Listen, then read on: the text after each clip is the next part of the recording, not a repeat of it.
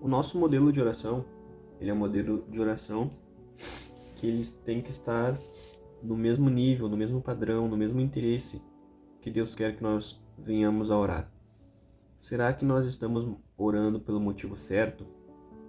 Sempre quando nós oramos, nós buscamos alguma coisa. O motivo da oração, de estar em oração, é por algum motivo, porque a gente pede algo, porque a gente quer algo. Nós queremos uma recompensa pela oração. Mas o que realmente está no nosso coração nos momentos de oração? Será que estamos pedindo e falando as coisas certas? Será que as intenções do nosso coração ela está alinhadas com a de Deus?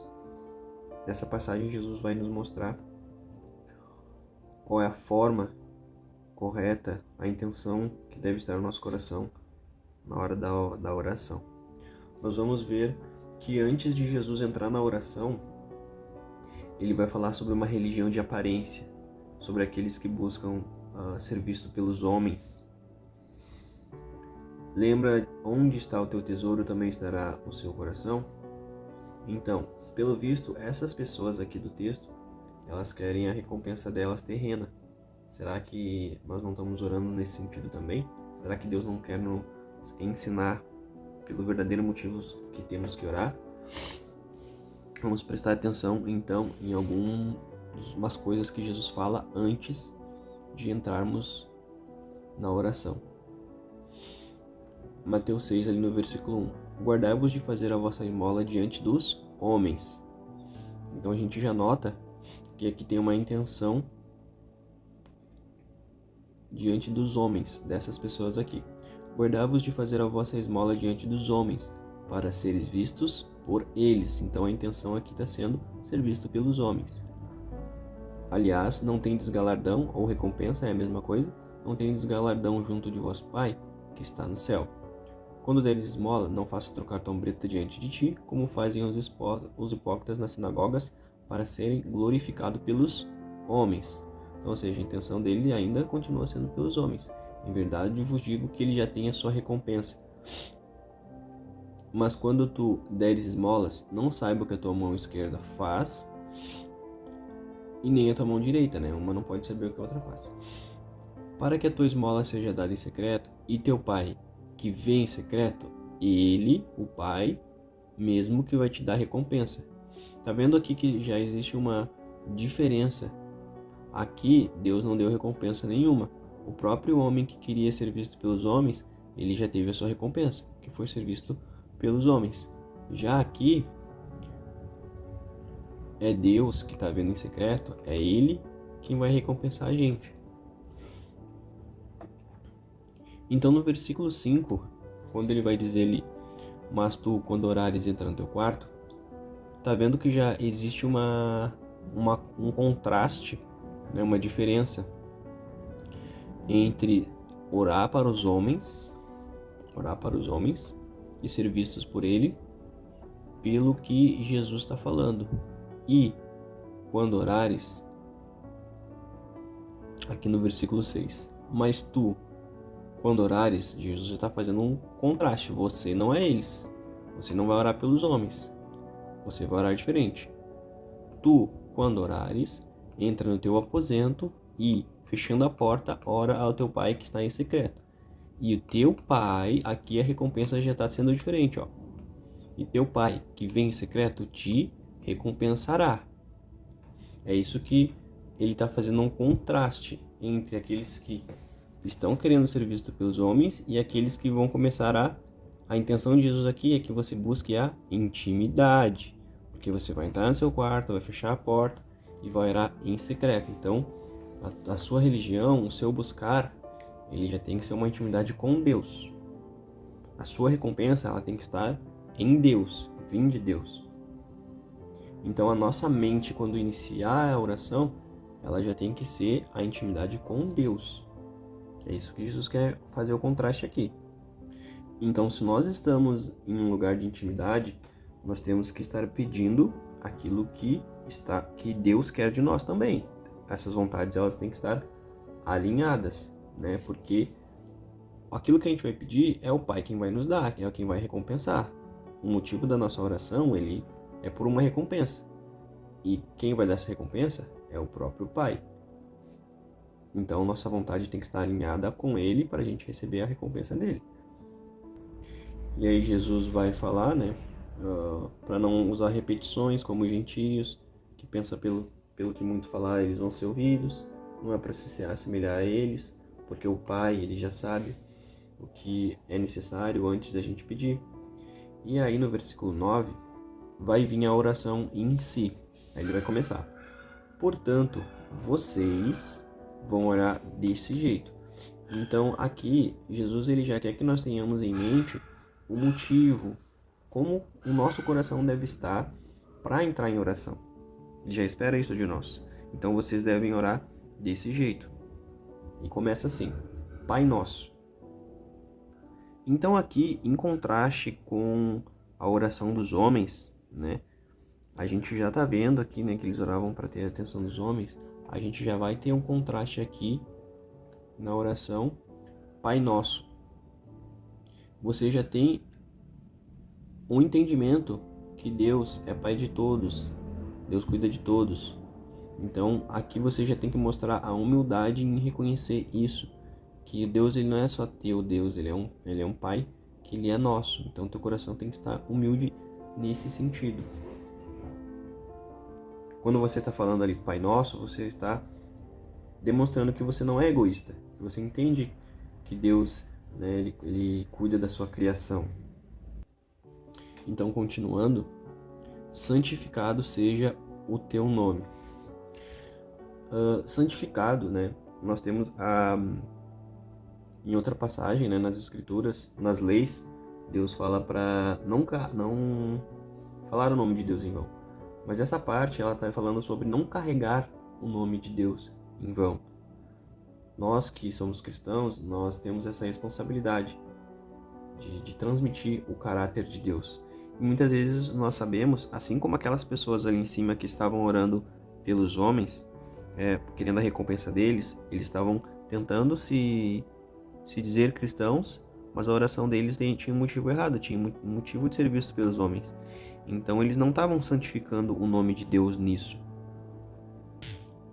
E quando a gente ora assim, a gente lê, né, e fala e entende assim, santificado seja o teu nome, parece que nós queremos santificar Deus, pedindo para Deus ser santo.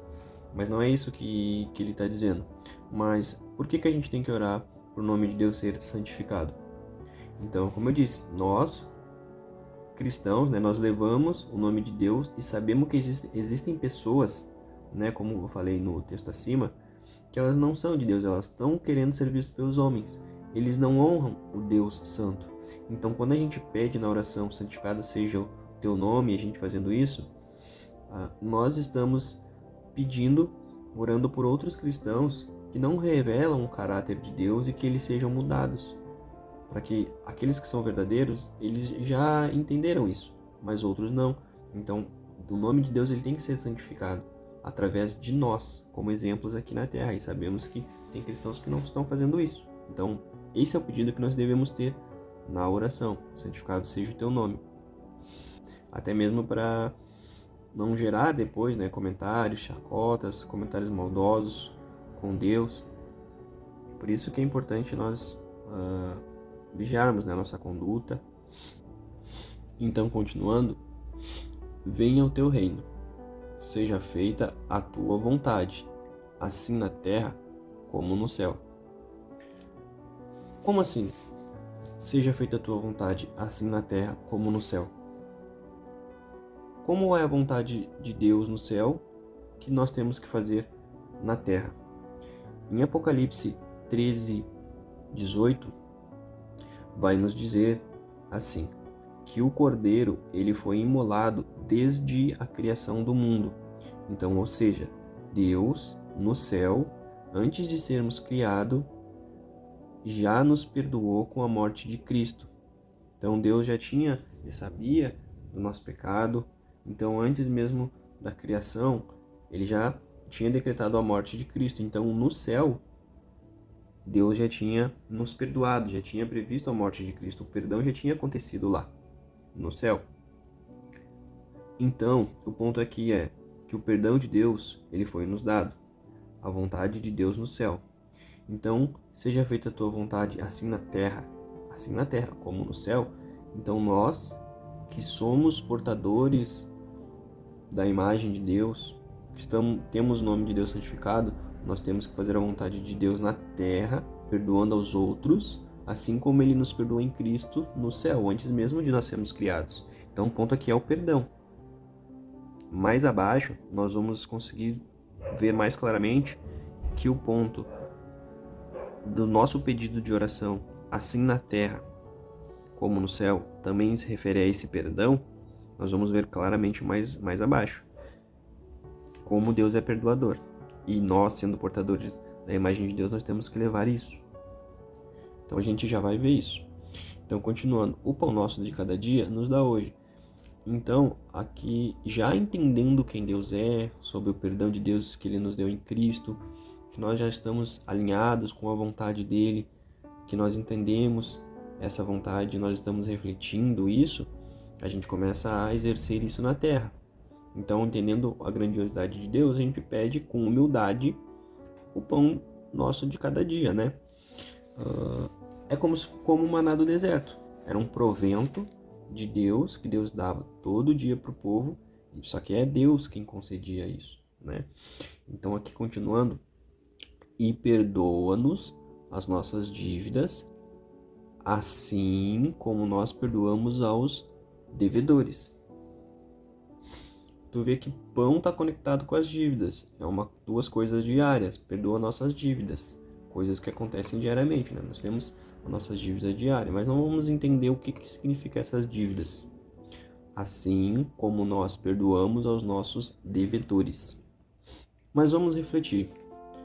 A gente está pedindo para Deus nos perdoar das nossas dívidas como nós perdoamos os nossos devedores.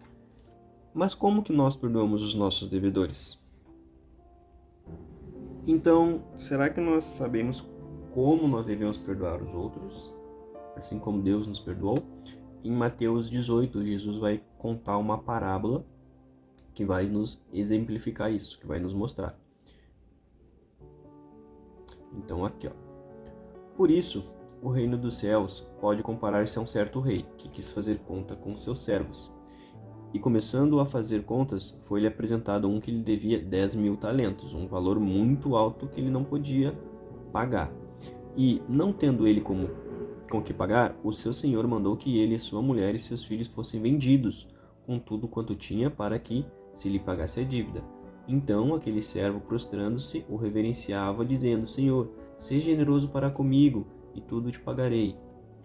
Então o senhor daquele servo, movido de íntima compaixão, soltou-o e perdoou-lhe a dívida. Saindo, porém, aquele servo encontrou um dos seus conservos que lhe devia 100 dinheiros, um valor bem menor, bem menorzinho do que ele devia pro senhor. E lançando mão dele, sufocava-o, dizendo: Paga-me o que me deves. Não agiu com perdão nem misericórdia. Então seu conservo, prostrando-se aos seus pés, rogava-lhe, dizendo: Seja generoso para comigo, e tudo te pagarei. Ele, porém, não quis, antes foi lançá-lo na prisão, até que pagasse a dívida. Vendo, pois, os seus conservos o que acontecia, ficaram tristes, contristaram-se muito, e foram declarar ao seu senhor tudo o que se passara. Então o seu senhor, chamando-o na sua presença, disse-lhe: Aqui que está o ponto, ó. Como que Deus quer que nós perdoamos? Então, Senhor, chamando a sua presença, disse-lhe: Servo malvado, perdoei-te toda aquela dívida que tu não tinha como pagar, porque me suplicaste. Não devias tu igualmente ter compaixão do teu conservo, como eu também tive misericórdia de ti? Ou seja, lembra que Deus, Ele nos perdoou em Cristo? Então, da mesma maneira, uma dívida que a gente não tinha como pagar, nós devemos entender isso e perdoar os outros. Os outros devem muito menos para nós. As ofensas que eles fazem para nós não se compara às ofensas que Deus nos perdoou. Indignado seu senhor, entregou aos atormentadores até que ele pagasse a dívida. Assim vos fará também meu Pai Celestial, se do coração, tu viu que tem que ser do coração, a intenção do coração quando nós estamos orando lá na oração, ela tem que ser essa, correta com a vontade de Deus. Assim vos fará também meu Pai Celestial, se do coração não perdoardes cada um o seu irmão as suas ofensas. Voltando então para Mateus 6, a gente vai estar na oração orando, né? Perdoa as nossas dívidas, assim como nós perdoamos aos nossos devedores. Então nós estamos pedindo para Deus nos perdoar da mesma forma que nós deveríamos estar perdoando aos outros. Por isso que a gente pede, perdoa, Senhor, as nossas dívidas, assim como a gente está perdoando os outros. E como você está perdoando os outros? Será que é da forma que Deus quer que nós nos perdoamos também? E não nos conduzas à tentação, mas livrai-nos do mal, porque o teu reino, poder e glória para sempre. Amém.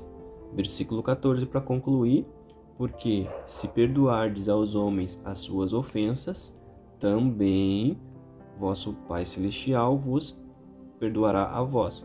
Se, porém, não perdoardes aos homens as suas ofensas, também vosso Pai não vos perdoará as vossas ofensas. Então, qual é o galardão que Deus quer que nós venhamos a buscar, a ter dele quando entramos em oração? Porque a gente entra em oração com um motivo, querendo algo. Então, Jesus está nos ensinando que quando entrarmos na oração, a nossa recompensa deve ser semelhante a Cristo, semelhante ao Pai. Que o amor que Deus com o amor que Deus nos perdoou no céu, essa é a vontade que nós temos que transmitir na terra, sendo a imagem e semelhança de Deus, mostrando o tamanho do perdão que Ele deu para nós. Nós devemos perdoar aos outros. Lembra que Deus, Ele é quem dá a recompensa? Então, se nós fizermos tudo isso, né, nós estaremos sendo perdoados por Deus e tendo a recompensa da vida eterna. Eu espero que essa reflexão faça sentido, que ela venha edificar sua vida e que nós estejamos sempre meditando na palavra para entender qual é a vontade de Deus para nós. E se nós estamos dentro dessa vontade. Estou fazendo mais um vídeo, vou fazer mais um vídeo que vai tratar de outro assunto. Então aguardem que logo mais terá mais. Fiquem na paz. Deus abençoe.